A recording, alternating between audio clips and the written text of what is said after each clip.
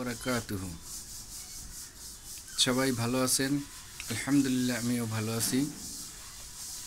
আমি ছোট্ট একটা বিষয়ে আলোচনা করব, সেটা হচ্ছে নামাজে অমনোযোগী। আমাদের অনেক ভাই বোন ও বন্ধুরা আছেন যারা নামাজে মনোযোগ দিতে পারতেছেন না। তবে সবচেয়ে গুরুত্বপূর্ণ একটা কথা বলতেছি, আপনি কিভাবে নামাজে মনোযোগ দিবেন।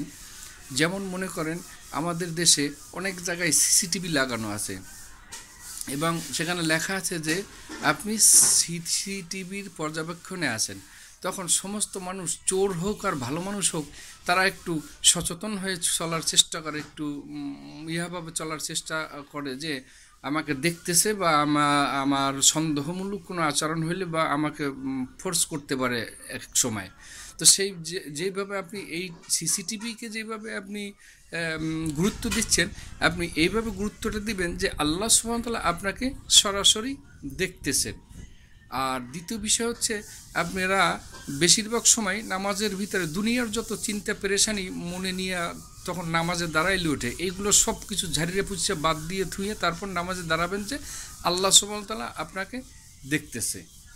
আর দ্বিতীয় বিষয় হচ্ছে যে বেশিরভাগ লোকজনই ডানে তাকাই, বামে তাকাই, সামনে তাকাই, এইভাবে তাকাই। নামাজে যখন আপনি দাঁড়াবেন, চোখের দৃষ্টিটা নিচে আপনি সেজদার স্থানের দিকে তাকিয়ে থাকবেন, দেখবেন আপনার নামাজের মনোযোগ এমনিতেই আইসে পড়বে। আর সবচেয়ে গুরুত্বপূর্ণ বিষয় হচ্ছে, আপনি যদি একা একা নামাজ পড়েন তাহলে আপনি তেলাওয়াতের দিকে মন দিবেন যে আল্লাহ আপনাকে দেখতেছে, আপনি তেলাওয়াত করতেছেন, নামাজের জন্য আসছেন আল্লাহর শুকরিয়া আদায় করার জন্য। আর যদি ইমামের পিছনে নামাজ পড়েন তাহলে আপনি তার তেলাওয়াতের দিকে মনোযোগী হতে পারেন এবং আল্লাহ সুবহানাহু ওয়া তাআলা আপনাকে দেখতেছে এই কথা অবশ্যই আপনাকে আপনার মনে প্রাণে রাখতে হবে যে তিনি আমাকে দেখতেছেন, আমি কি করতেছি। তাই খুব গুরুত্ব সহকারে এই বিষয়গুলো আপনি সিরিয়াস ভাইবে নেবেন। দেখুন, আপনি নামাজে অবশ্যই মনোযোগী হবেন, আপনার কোনো সমস্যা থাকবে না ইনশাআল্লাহ।